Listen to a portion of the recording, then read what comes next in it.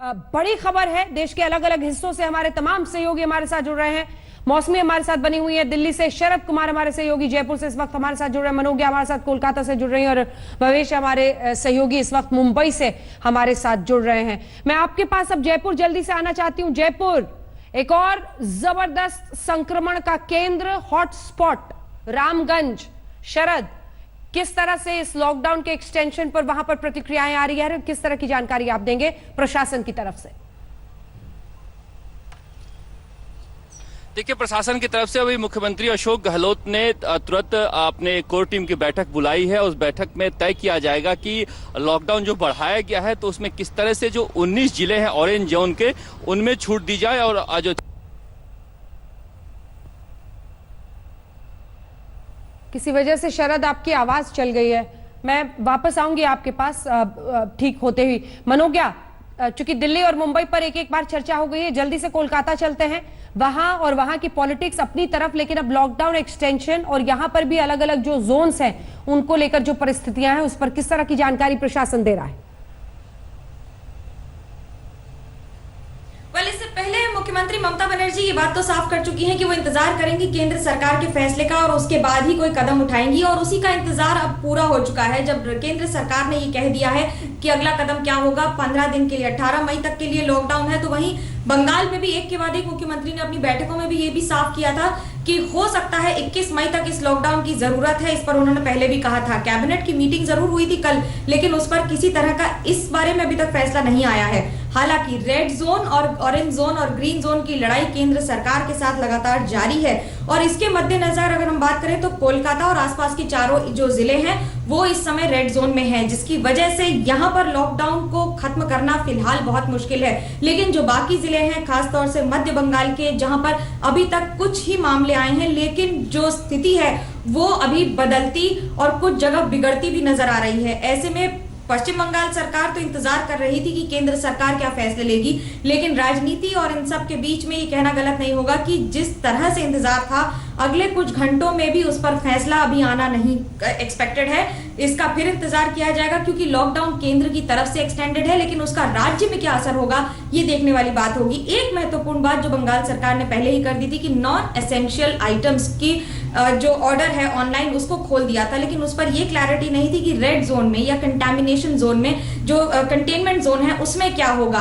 और ऐसे में इन सब के बीच में ये अगला कदम सबसे महत्वपूर्ण होगा, क्योंकि किसान पर इस समय बुआई का, फसल का, और इस समय जो सबसे बड़ा असर हो रहा है, काल बैसाखी का समय है, और इन सब के बीच में राज्य सरकार के ऊपर जिम्मेदारियां कई गुना ज्यादा हो जाती हैं। बिल्कुल, एक बार सीधे लिए चलते हैं फिर से मुंबई। दिवेश वहां से हमारे साथ मौजूद हैं। शरद, आपके पास भी आएंगे दिवेश, लेकिन जिस तरह से महाराष्ट्र, अगर हम टॉप 5 राज्यों को देखें तो महाराष्ट्र में आंकड़े सबसे ज्यादा हैं, बहुत सारे 14 के आसपास हॉटस्पॉट्स वहां पर हैं। मुंबई सेंटर, एक तरह से मुंबई पुणे दोनों ही जबरदस्त संक्रमण के शिकार हो चुके हैं। धारावी अपने आप में एक बहुत बड़ी चुनौती मुंबई में, किस तरह की जानकारी वहां से?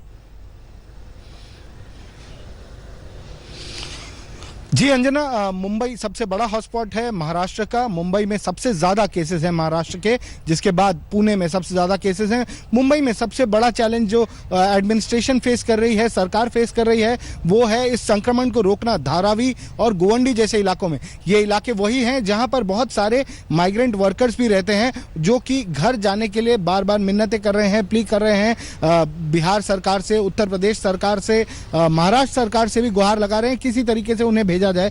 जब एमएचए ने ये गाइडलाइंस इशू की कि जो भी स्ट्रैंडेड लेबरर्स हैं उनके जाने की व्यवस्था की जाए, बसेस या ट्रेन से किसी तरीके से उन्हें भेजा जाए। महाराष्ट्र सरकार ने रजिस्ट्रेशन तक शुरू कर दी, नोडल अथॉरिटी बनाई। नोडल अथॉरिटी को ये चार्ज दिया कि सारे वर्कर्स की रजिस्ट्रेशन कर एक लिस्ट बनाई जाए और उनका आधार कार्ड नंबर लिया जाए और उसके तहत उनको भेजने की तैयारी की जाए। लाखों की संख्या में, आपको बता दें, पूरे देश में सबसे ज्यादा माइग्रेंट वर्कर्स जो हैं, दूसरे प्रदेशों से आए हुए वर्कर्स महाराष्ट्र में हैं, और उसमें भी सबसे ज्यादा मुंबई में हैं। इनको वापस भेजना एक हरक्यूलियन टास्क है, एक सबसे बड़ा टास्क है, और इस दौरान अब लॉकडाउन 3 आ गया है, लॉकडाउन की एक्सटेंशन हुई है। महाराष्ट्र सरकार अब किस तरीके से इसमें एक रणनीति बनाती है, किस तरीके से एक नीति का गठन करती है इन सारे माइग्रेंट वर्कर्स को भेजने के लिए। उद्धव ठाकरे जो कि महाराष्ट्र के सीएम हैं, उन्होंने पहले भी सरकार से ये अपील की थी कि कुछ स्पेशल ट्रेनें चलाई जाए ताकि जो माइग्रेंट वर्कर्स हैं बिहार के, उत्तर प्रदेश, पश्चिम बंगाल, झारखंड और अन्य राज्यों के, उन्हें भेजा जा सके। पर अभी तक उस पर कोई क्लैरिटी गवर्नमेंट की तरफ से नहीं आई है, सेंटर की तरफ से नहीं आई है। बसेस अगर भेजना चाहती है बिहार सरकार, उत्तर प्रदेश सरकार, उसके बारे में भी कोई क्लैरिटी नहीं है। पर रजिस्ट्रेशन जरूर शुरू हो चुका है। हमने बहुत सारे ऐसे इलाके भी यहाँ पर देखे, कुर्ला का इलाका, मालवनी का इलाका, जहाँ पर बार बार सरकारी दफ्तरों में जाकर, कुछ जगहों पर शिवसेना शाखाओं में जाकर फॉर्म बट रहे थे, वहां पर फॉर्म मजदूर जाकर भर रहे थे इस आशा में कि उनको अब घर जाने वापस मिलेगा, वापस जाने की गुंजाइश उनमें जाग गई थी। पर अब लॉकडाउन एक्सटेंशन जब बढ़ा है, अब देखा जाएगा कि कैसे महाराष्ट्र सरकार इसकी रणनीति बनाती है, किस तरीके से एक तरफ लॉकडाउन को मेंटेन करना है 17 मई तक और दूसरी तरफ माइग्रेंट वर्कर्स जो कि काफी तादाद में है, काफ़ी पॉपुलेशन में है यहाँ पर, उन्हें भेजने की किस तरीके से नीति बनाई जाती है। दूसरे स्टेट्स से, बिहार, उत्तर प्रदेश, जो अन्य राज्य हैं, उनसे किस तरीके का तालमेल होता है, किस तरीके की बातचीत होती है, ये अभी फैसला होना बाकी है। इस बारे में कोई भी क्लैरिटी अभी महाराष्ट्र सरकार की तरफ से नहीं आई है। लॉकडाउन का एक्सटेंशन भी, जो कंटेनमेंट जोन्स हैं, हाँ। वहाँ पर बहुत सारे इलाके हैं जिनको पूरी तरीके से सील कर दिया गया है, पुलिस बिठा दी जा चुकी है लोगों के दरवाजे पर ताकि लोग घर से बाहर ना निकलें। फिर भी धारावी में हम रोज देख रहे हैं कि नंबर्स बढ़ते ही जा रहे हैं। खास तौर पर अगर आप पॉपुलेशन डेंसिटी, जनसंख्या घनत्व वहां पर देखें तो कैसे सोशल डिस्टेंसिंग भी एक लग्जरी है जिस तरह के हालात में लोग वहां पर रहते हैं, लेकिन ये सब कुछ करना पड़ेगा। इतनी बड़ी महामारी में देश के सामने ये चुनौती। आइए आपको श्वेता सिंह हमारी सहयोगी इस वक्त हमारे साथ जुड़ रही है। श्वेता, 17 मई तक घर पर ही रहना होगा, लॉकडाउन का पालन करना होगा, अलग अलग जोन्स के लिए अलग अलग गाइडलाइंस, लेकिन इन सब के बीच चुनौती अभी भी बड़ी है, ये जरूर दिखता है एमएचए की तरफ से इस फैसले में।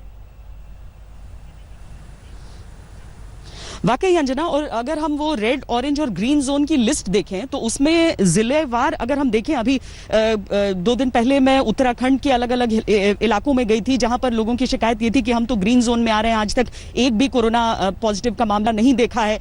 वो लोग चाह रहे थे कि किसी तरह की उनको रियायतें मिल जाएं, वो लोग खुश हो जाएंगे। बहुत सारे गांव जो राजस्थान के इलाके में मैं गई, वहां पर कोई भी मामला ऐसा नहीं, वो चाह रहे थे कि उन्हें किसी तरह की छूट मिले। तो ये उन लोगों के लिए भी बहुत बड़ी राहत की बात है अंजना इस समय। लेकिन मुझे लगता है कि केंद्र सरकार के लिए तो ज्यादा बड़ी चुनौती ये होगी कि भले ही केंद्र की तरफ से वो सूची तैयार की गई और राज्यों को दी गई, लेकिन सबसे पहले तो बंगाल ने ही कह दिया आपने सूची ही गलत तैयार की है।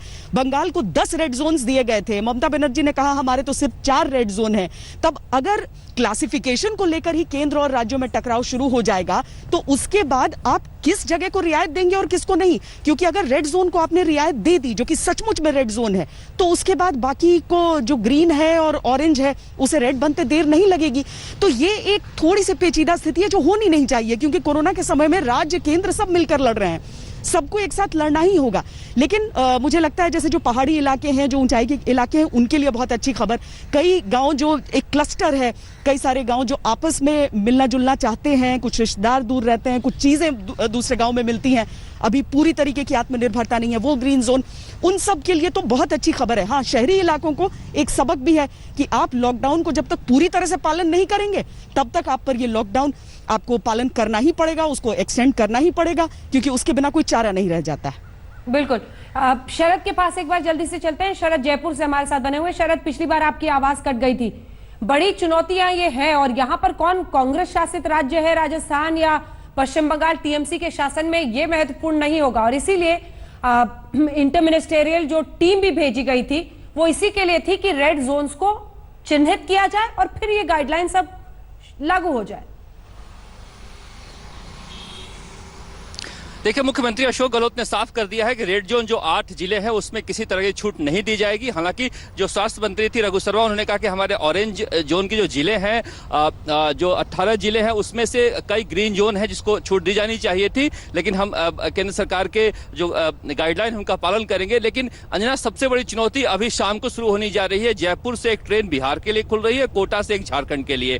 राजस्थान का जो अनुभव रहा है कि बाकी जो मजदूर आए हैं, कई मजदूरों ने कई गाँवों में संक्रमण फैलाया है है। गुजरात बॉर्डर से बड़ी संख्या में मजदूर आ रहे हैं। तो रेड जोन ऑरेंज जोन तो ठीक है, लेकिन जो इतनी बड़ी संख्या में मजदूर आ रहे हैं, 10 लाख लोगों ने 3 दिन में राजस्थान से आने और जाने के रजिस्टर्ड कराया है, जिसमें 7 लोग अकेले राजस्थान आना चाहते हैं और में से कहा 1,98,000 लोगों ने कहा है कि अपनी गाड़ी से आ सकते हैं, बाकी हमारे लिए व्यवस्था कराएं। अशोक गहलोत ने कहा कि 10 लाख लोग हम बस से नहीं भेज सकते हैं, कई महीने लग जाएंगे। उसके बाद केंद्र सरकार ने आसाम को 2 ट्रेन दे दी। अभी 10 बजे दोनों ट्रेनें खुल रही है, कोटा से खुल रही है और एक जयपुर से खुल रही है बिहार के लिए। अब इन बिहार के मजदूरों को संभाल कर स्टेशन पर लाना, उन्हें सोशल डिस्टेंसिंग का पालन करते हुए ट्रेन में बैठाना और सोशल डिस्टेंसिंग का पालन करवाते हुए पटना ले जाना एक बड़ी चुनौती है। और यहां से हमें लगता है कि आज के बाद एक बड़ी चुनौती सभी सरकारों के लिए शुरू होने जा रही है। कितनी बड़ी संख्या में 10 लाख 12 लाख जो मजदूर एक दूसरे राज्य में आएंगे जाएंगे, तो उसमें जो जोन बनाए वो जोन को क्या किया जाए। क्योंकि सरकार का कहना है कि हमने कोशिश की है कि होम क्वारंटाइन में ज्यादा से ज्यादा लोग रहें और जिन गांवों में कोई अगर विरोध होता है तो उन गांवों के बाहर स्कूल में रखेंगे। और जिनके पास घर नहीं है, बहुत सारे मजदूर ऐसे भी हैं मुंबई दिल्ली में काम करने वाले जिनके पास घर नहीं है, उन्हें कहां रखा जाएगा। तो उनके लिए कह रहे हैं कि स्कूलों को चिन्हित किया जा रहा है, बाहर कोई मकान किराए पर लेकर चिन्हित कर रहे हैं जहां पर क्वारंटाइन करेंगे। तो 10 लाख 12 लाख लोगों को क्वारंटाइन करना आसान नहीं होगा। अंजना जी, यहाँ तो शरद आप 10 लाख बता रहे हैं, वहां बिहार से जानकारी आ रही है कि 28 लाख मजदूरों ने तो पहले दिन ही कॉल कर दिया। और बिहार के ही शाहनवाज। नमस्कार, मैं हूं अंजना ओम कश्यप। हमें उम्मीद है ये वीडियो आपको पसंद आया होगा। लेटेस्ट खबरों के लिए यूं ही देखते रहिए आज तक और इस वीडियो के पसंद आने पर लाइक, शेयर एंड सब्सक्राइब करना ना भूलें।